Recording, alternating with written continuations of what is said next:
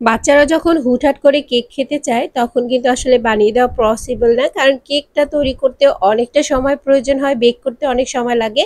তখন কিন্তু এই ব্যানানা কেকটা বানিয়ে দিতে পারেন।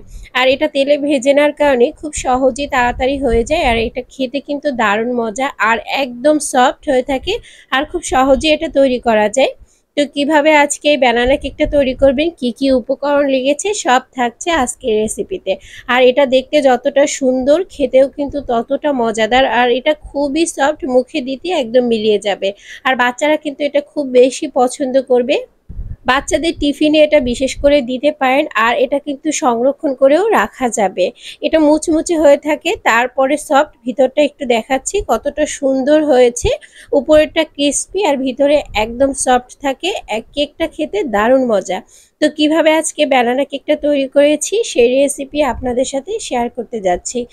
এখানে আমি ২টা ডিম নিয়ে নিচ্ছি, আর অবশ্যই একটু ফ্রিজ থেকে বের করে রাখবেন, তাতে করে ভালো হবে। আর ২টা ডিমের জন্য এখানে আমি চিনি নিয়েছি ১ কাপের থেকে একটু কম। চিনিটা আপনাদের পছন্দ মতো নিতে পারেন। আর যদি আমার মেজারমেন্ট ফলো করেন তাহলে এখানে আমি ১ কাপের থেকে একটু কম চিনি দিয়েছি, পুরো ১ কাপ দেইনি। তো এ পর্যায়ে চিনিটাকে ভালো করে ডিমের সাথে একটু মিশিয়ে নিতে হবে। এখানে 1/3 কাপ পাউডার মিল্ক দিয়ে দিচ্ছি, আর এখানে বেকিং পাউডার দিয়ে দিচ্ছি হাফ চা চামচ, লবণ দিয়ে দিচ্ছি 1/3 টিস্পুনের মতো। এখন ভালো করে আমি এগুলো মিশিয়ে নিচ্ছি। আর আমি ময়দা নিয়েছি ১ কাপ, অবশ্যই ১ কাপ ময়দা নেওয়ার চেষ্টা করবেন, তাহলে ফিডব্যাকটা খুব ভালো পাওয়া যাবে। আর যদি গোলাটা একটু পাতলা হয়ে যায় সেক্ষেত্রে ময়দার পরিমাণটা একটু বাড়িয়ে নিতে পারবেন। দেখা যায় ডিমের সাইজ অনুযায়ী অনেক সময় একটু বাড়িয়ে কমিয়ে নিতে হবে, কারণ ডিম যদি একটু বড় সাইজের হয় ময়দাটা কিন্তু একটু বেশি প্রয়োজন হয়, বা চিনিটা যদি একটু বেশি নিয়ে থাকেন সেক্ষেত্রে ময়দাটা একটু বেশি প্রয়োজন হতে পারে। ময়দাটা প্রয়োজন মতো নিয়ে নেবেন। আর এখানে আমি বাটার স্কচ দিয়ে দিচ্ছি। আপনারা চাইলে যে কোনো এসেন্স ব্যবহার করতে পারেন, ভ্যানিলা এসেন্স ব্যবহার করতে পারেন, যে যেই এসেন্সটা পছন্দ করেন সেরকম নিয়ে নিতে পারেন। এখন আমি ভালো করে মিশিয়ে নিচ্ছি। অবশ্যই এসেন্সটা দেওয়ার চেষ্টা করবেন, না হলে কিন্তু ডিমের একটা গন্ধ আসবে, খেতে একটা ভালো লাগবে না। আর এসেন্সটা দিলে খুব সুন্দর ফ্লেভার আসবে, কেকটা খেতেও খুবই ভালো লাগবে। এই কেকটা খেতে একদমই ডিফারেন্ট নয়, আমরা যে নর্মাল কেক খেয়ে থাকি সেরকমই টেস্ট পাওয়া যাবে, কিন্তু এটা তেলে ভাজা হয়ে থাকে, তার কারণে উপরটা ক্রিস্পি হয়ে থাকে, খেতে কিন্তু দারুণ মজা হয়ে থাকে। তো এখন ভালো করে আমি মিশিয়ে নিচ্ছি, সব উপকরণগুলো হ্যান্ড উইচ দিয়ে ভালো করে মিশিয়ে নিচ্ছি। এখন স্প্যাচুলার সাহায্যে আরও একটু ভালো করে মিশিয়ে নিচ্ছি। আমার মেয়ে রেড কালারটা খুব বেশি পছন্দ করে, আর খুব বায়না করছিল যে রেড কালার বানিয়ে দিতে হবে, এজন্য এখানে ২ ফোঁটার মতো রেড কালার দিয়ে দিচ্ছি। এটা একদমই অপশনাল, আপনারা চাইলে এটা স্কিপ করতে পারবেন, এটার কোনো প্রয়োজন নেই। যদি কেউ মনে করেন যে হ্যাঁ কালারটা দিলে একটু ভালো দেখা যাবে, সেক্ষেত্রে আপনারা ব্যবহার করতে পারেন। এখন আমি এখানে পাইপিং ব্যাগ নিয়েছি, আর এখানে গ্লাসের ভিতরে একটু দিয়ে দিয়েছি। আর এখন যেই ডোটা তৈরি করেছিলাম সেটা আস্তে আস্তে আমি এখানে ঢেলে দিচ্ছি।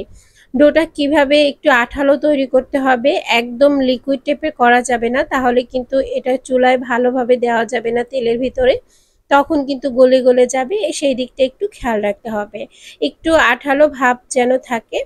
এখন আমি পাইপিং ব্যাগ থেকে একটু দিয়ে তারপর কেচি দিয়ে আস্তে আস্তে করে কেটে নিচ্ছি। আর চুলার আঁচটা মিডিয়াম লোতে রাখতে হবে, কারণ এটা দেওয়ার পরপরই পুড়ে যাওয়ার সম্ভাবনা থাকবে, যেহেতু এটা বেশি সফট, এটা দেখবেন আস্তে আস্তে ফুলে ডাবল হয়ে যাবে। আর এভাবে দিয়ে কেচি দিয়ে আমি একটু কেটে নিচ্ছি, কারণ এটা যেহেতু অনেকটা আঠালো। আর দেখুন আমি কত চিকন দিয়েছিলাম, আর এটা ফুলে কিন্তু ডাবল হয়ে গেছে। তো এটা আস্তে আস্তে ফুলে ডাবল হয়ে যাবে। আর এটা তৈরি করা এতটা সহজ, এটা চুলায় দেওয়ার সাথে সাথে ১ মিনিটের ভিতরে দেখবেন এটা একদম কালার চলে এসেছে, আর ভিতরটা একদম হয়ে গেছে। খুব সহজেই কিন্তু বাচ্চাদের এই কেকটা বানিয়ে দিতে পারেন। তো এখন আমি ভালো করে একটু ভেজে নিচ্ছি, আর সবগুলো এক এক করে ভেজে নিচ্ছি। আপনাদের পছন্দ মতো এটা ভেজে নিতে পারেন, চাইলে একটু গাঢ় কালার করে নিতে পারেন, চাইলে একদম হালকা কালার করেও নিতে পারেন। তো আমি কিছু গাঢ় কালার করে নিচ্ছি, কিছু হালকা করে নিচ্ছি। যদি গাঢ় করেন তাহলে একটু ক্রিস্পি হবে খেতে, আর হালকা করলে একটু সফট হবে। তো এই জন্য আমি কিছুটা আর কি করে নিয়েছি। আর এখন দেখতে পাচ্ছেন পরিবেশন করেছি, আর কতটা সুন্দর লাগছে দেখতে। লাইটের কারণে ঠিক কালারটা আসছে না, এটা কিন্তু দেখতে অসাধারণ একটা কালার আসছিল। আর কতটা সুন্দর হয়েছে ব্যানানা কেকগুলো। আর একটু ভেঙে দেখাচ্ছি, দেখুন এটার ভিতরটা কতটা সুন্দর হয়েছে। আর এটা একদম ফুলে গেছে আর এটা কিন্তু মুখে দিতে একদম মিলিয়ে যাবে, অনেক বেশি সফট। তো কেমন লেগেছে আজকের রেসিপি অবশ্যই কমেন্ট সেকশনে জানাবেন। ভালো লাগলে লাইক শেয়ার কমেন্ট করবেন। ফেসবুক থেকে দেখলে পেজটি ফলো দিয়ে রাখতে পারেন, ইউটিউব থেকে দেখলে চ্যানেলটি সাবস্ক্রাইব করতে পারেন। আজকে এই পর্যন্তই, আল্লাহ হাফেজ।